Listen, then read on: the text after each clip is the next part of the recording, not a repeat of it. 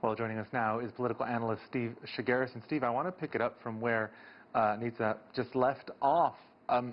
Florida, as the votes were coming in, a lot of people were surprised. They said the Latino vote went for Trump. Then we saw something very different in Arizona. And I want to talk about Alejandro Mayorkas, who's Joe Biden's pick for Department of Homeland Security, a Jewish Cuban-American who came to the U.S. at the age of 1. His experience, naturally, will be very different on things like immigration than sort of Central American migrants. Would you agree? And how might that shape some of his policy, given that his family came from Cuba? Well, it's interesting you bring that up because there are people within the Democratic Party, especially Latinos, who are urging the Biden transition folks to choose another Latino or Latina for his cabinet, suggesting that Mayorkas, as a Cuban-American, doesn't represent all Latinos. In fact, there's been a push for perhaps somebody like the governor of New Mexico, Michelle Lujan Grisham, who has a Mexican background, which is a different experience and which is going to have an experience in terms of immigration and immigration policy that's completely different than Alejandro Mayorkas. And so, yeah, we don't know exactly what Mayorkas is going to have in terms of policy, but Latinos especially, but just in general, I think people can look at his background and say it's going to be different in viewing immigration, perhaps because of his Cuban heritage, than say perhaps a Latino or a Latina of Mexican heritage. Right. To remind our viewers, the U.S. has long had a dry foot, wet foot policy on Cuba, that anybody coming in on U.S. soil is allowed to stay. That's very different than those trying to cross the border via Mexico or elsewhere. But I want to talk about the changing demographics in Georgia. We talked about earlier the president campaigning down there for the Senate runoff. How might that have affected the presidential vote, and also might it affect the Senate runoff?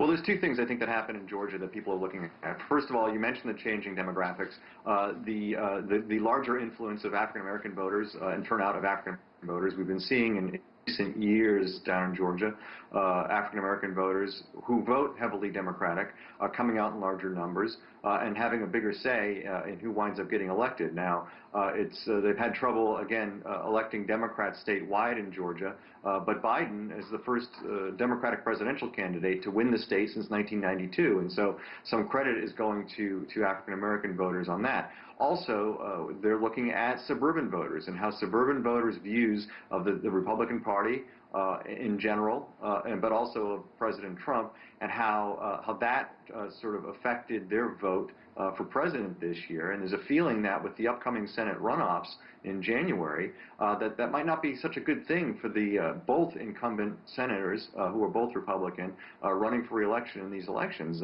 With what happened on November 3rd, there is some real concern among Republicans in Georgia that the suburbs are really going to dictate what happens in these runoff elections. And if it's a repeat of what happened on November 3rd, it's going to be a close race.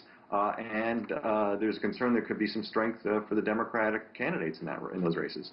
The criticism that Joe Biden is facing about diversity in his cabinet from some in the Democratic camp, given that we're seeing that now this early before he's even taken office, what chance does he have of reining in the party as president?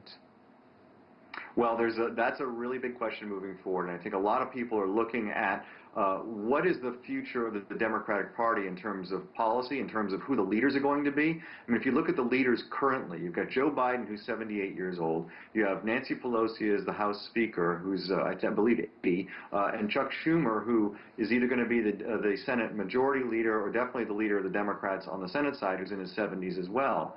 And so there's some push among younger members of the Democratic Party, some of whom are quite progressive, some of whom are describing themselves as democratic socialists, of having a larger say in the party and how policy moves forward. There's a big fight.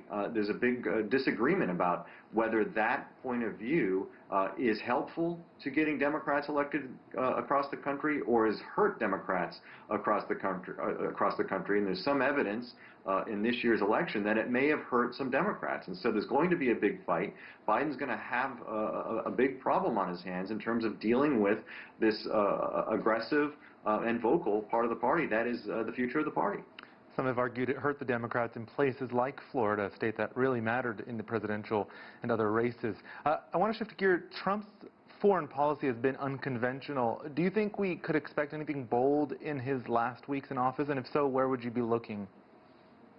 Well, it's interesting. I think they're trying to make some moves in the Middle East to try to get some agreements there to burnish his legacy. He's done that already throughout his presidency, and I think he's going to try to do some stuff there. There's a discussion about him winding down these endless wars, a promise that he made at the beginning of his campaign 5 years ago, and has promised throughout his presidency. You saw him last week say he's going to wind down troops in Somalia. We'll see if he continues to draw down U.S. troops elsewhere. I think those are the places we'll look pretty closely in the coming weeks to see what Trump is going to do in terms of foreign policy. Steve Chaggaris, political analyst, thank you so much for joining us. Thanks, Roee.